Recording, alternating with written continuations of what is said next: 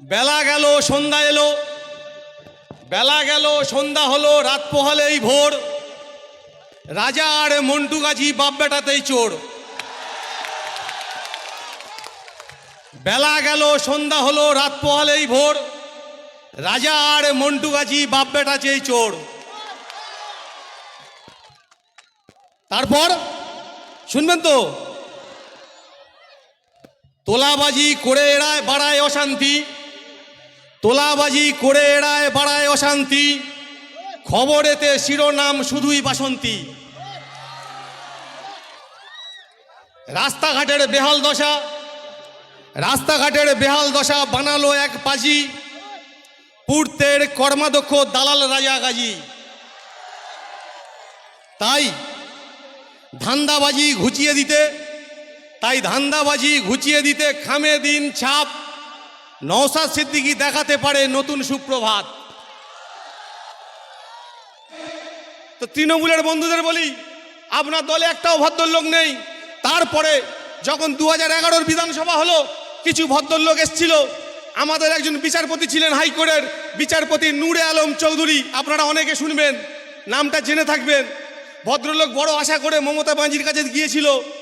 ভদ্রলোক বিধানসভায় জিতেছিল, জেতার পরে কি করেছে শুনবেন? তাকে গরু ছাগলের মন্ত্রী করেছিল, মানে হাঁস মুরগির মন্ত্রী, যেটাকে বলা হয় প্রাণী সম্পদ বিকাশ দপ্তরের মন্ত্রী। একটা বিচারপতিকে হাঁস মুরগির মন্ত্রী করেছিল। তার বউ ছিল বর্ধমান দুর্গাপুরের সাংসদ মমতাজ সংঘমিত্রা। মমতাজ সংঘমিত্রা অনেক বড় ফ্যামিলির মেয়ে ছিল। তানার বাবা ছিল সিপিএম এর তাবড় নেতা মনসুর হাবিবুল্লাহ, তানার মেয়ে ছিল মমতাজ সংঘমিত্রা। এই বেশ কিছু ভদ্রলোক ছিল। আর একজন ছিল অমিত মিত্র। কিন্তু বর্তমানে তৃণমূলের এই চোর জোচ্চুরির এই রাজত্বকে তারা লাথি মেরে দিয়ে তারা সরে গেছে। তারা কেউ মমতা ব্যানার্জির সঙ্গে নেই। কারণ কল্যাণ ব্যানার্জি একজন সুপ্রিম কোর্টের অ্যাডভোকেট, এত বড় হারামখোর। সে একটা 35 বছর ছেলেকে বিরোধী দলনেতা করেছে লোকসভায়, সে তার পিছনে পিছনে ঘুরঘুর করছে। আমরা এই রাজনীতি মানতে পারি না। আমরা তাই প্রতিবাদ জানাতে আজকের বাসন্তীর মাটিতে এক জায়গায় হয়েছি। যাই হোক, যেটা বিশেষ কথা বলবো, এসআইআর নিয়ে আপনারা আতঙ্কিত হবেন না। যারা নোটিশ পেয়েছেন তারা নোটিশ নিয়ে যেখানে দেখেছে আপনারা সেখানে হাজির হবেন। হাজির হয়ে আপনাদের যে ডকুমেন্টসগুলো চেয়েছে আপনারা সেগুলো দেবেন। তার প্রথম ডকুমেন্টস হচ্ছে 2002 সালের যে ভোটার তালিকায় আপনাদের নাম ছিল, বা আপনার দাদু দাদা, নানি নানা, মামা মামি, কাকা কাকিমা যাদের নাম ছিল, সেই ভোটার লিস্টের কপিটা অবশ্যই আপনারা নিয়ে যাবেন। সাথে নিয়ে যাবেন কি? ভোটার কার্ড, আধার কার্ড, জন্ম সার্টিফিকেট, স্কুল সার্টিফিকেট। আর এই নির্বাচন কমিশন আবার কি করছে দেখবেন, সুপ্রিম কোর্ট আধার কার্ডতে বৈধ বলে ঘোষণা করেছে, আর নির্বাচন কমিশন মোদির সাথে কথা বলছে বলে আধার কার্ড চলবে না, বলে আধার কার্ড নাগরিকত্বের কোনো প্রমাণ নয়। মানে সুপ্রিম কোর্টের উপরে এরা। তো আমরা যারা আইএসএফ করতে এসেছি, আমরা নরেন্দ্র মোদীকে বলতে চাই, বন্ধু আপনি আজ এত বছর ক্ষমতায় এসছেন, আপনি পৃথিবীর মধ্যে সব থেকে মিথ্যাবাদী লোক হচ্ছে, তার নাম নরেন্দ্র দামোদর দাস মোদী। কেন বলেন তো, কেন মিথ্যাবাদী বলছি? আমরা যদি ভুল বলি আমার নামে মামলা হবে, আমার নামে নোটিশ ইস্যু হবে। আমরা কিন্তু পরোয়া করি না। আমাদের নামে 40-42টা মামলা হয়েছে সারা জেলা জুড়ে। ওই মামলায় আমরা থোয়ার কেয়ার করি না। যাই হোক, নরেন্দ্র মোদী কেন মিথ্যাবাদী আপনাকে বলি। প্রথম যখন ক্ষমতায় এলো উনি বলেছিলেন কি, 2 লক্ষ বেকারের চাকরি দেব। ভাষণ দিতে হয়েছে চাকরি, বলতে পারবেন আপনারা? বলতে পারবেন না, চাকরি হয়নি। তারপরে মা বোনদের কি বলল, যে আপনারা ব্যাংকে অ্যাকাউন্ট করুন। অ্যাকাউন্ট করার পরে সকালবেলা গিয়ে ব্যাংকের বইটা আপনারা আপডেট করে দেখবেন, 15 লক্ষ টাকা প্রত্যেকের অ্যাকাউন্টে ঢুকিয়ে দেওয়া হবে। আজও পর্যন্ত কোনো মা বোন বলতে পারবেন না নরেন্দ্র মোদী কোনো কারোর অ্যাকাউন্টে 15 লক্ষ টাকা ঢুকিয়েছে। এই যে ভাঁওতাবাজি নরেন্দ্র মোদী শুরু করেছে, আর তাকে পক্ষান্তরে সাপোর্ট করে যাচ্ছে আমাদের এই দল তৃণমূল কংগ্রেস। যাই হোক, আর কি হলো, নরেন্দ্র মোদী যখন ক্ষমতায়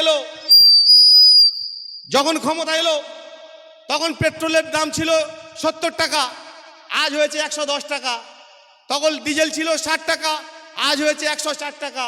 তখন রান্নার গ্যাস ছিল 340 টাকা, আজ প্রায় 1000 ছুঁই। প্রতিবাদ করার মতো কেউ নেই। প্রতিবাদ করছে একজন, নওশাদ সিদ্দিকী। তাই আমি বাসন্তীর মানুষের কাছে বলবো, আপনারা নওশাদ সিদ্দিকীর হাত শক্ত করার জন্যে সামনে বিধানসভা নির্বাচনে এই বাসন্তী থেকে আরেকজন নওশাদ সিদ্দিকী আপনারা উপহার দেবেন। তার সাথে বেশি বেশি করে মানুষ আইএসএফ এর ঝান্ডার তলায় এসে নওশাদ সিদ্দিকীর হাত শক্ত করবেন এবং সামনে 21শে জানুয়ারি শহীদ মিনারে যে আমার দল ডাক দিয়েছে সেই ডাকে সাড়া দিয়ে আপনারা গাড়ি ভর্তি হয়ে দলে দলে লোক কলকাতায় গিয়ে কলকাতাটা স্তব্ধ করে দেবেন, নওশাদ সিদ্দিকীর হাত মজবুত করবেন, নওশাদ সিদ্দিকীর আবেগকে মর্যাদা জানানোর জন্য আপনারা বাসন্তী থেকে লোক দলে দলে যাবেন। এই আহ্বান রেখে সবাইকে আমার প্রীতি নমস্কার, সালাম, ভালোবাসা, আদাব জানিয়ে আমি আমার ক্ষুদ্র বক্তব্য শেষ করলাম।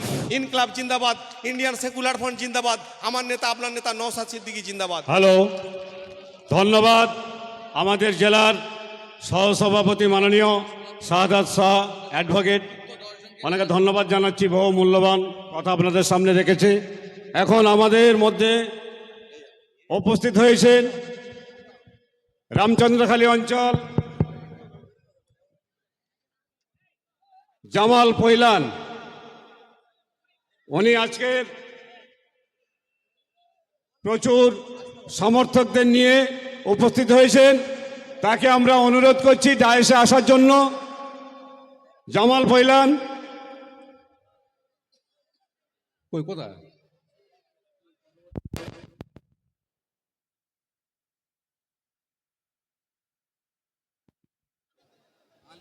এখন আমাদের দক্ষিণ 24 পরগনা জেলা